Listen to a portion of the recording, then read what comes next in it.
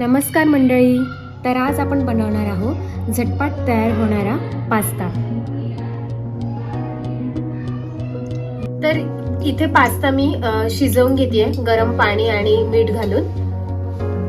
त्याला लागणारे इन्ग्रेडियंट्स म्हणजे मी मिरची घेतलेली आहे, 2 मिरच्या आणि लसूण घेतलेला आहे, शिमला मिरची घेतलेली आहे, कांदा, कोथिंबीर, टोमॅटो आणि थोडंसं टेस्टला स्वीट कॉर्न. तर आता आपण रेसिपीला सुरुवात करतोय. सगळ्यात आधी मी याच्यामध्ये जिरं घालतेय थोडेसे, त्यामध्ये लसूण आणि मिरची आणि कांदा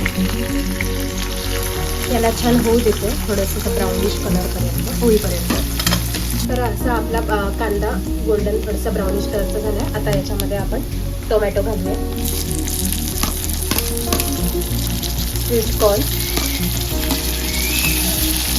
आणि शिमला मिरची. मी आता 1 चम्मच तिखट घेतलेला आहे, 1 चमचा पास्ता मसाला घेतलेला आहे आणि पाऊण चमचा आपल्या ऑरेगॅनो, चिली फ्लेक्स आणि हळद असं पाऊण चमचा घेतलं आणि चवीनुसार मीठ. याला छान आपण आता हलवून घेऊ. हे सगळं मिक्स झाल्यावर आपण यामध्ये आता पास्ता घालणार आहोत. पण यामध्ये चवीसाठी मी सॉस घातलेला आहे 1 चम्मच टोमॅटो सॉस. आपण यामध्ये पास्ता घालूया, शिजवलेला पास्ता.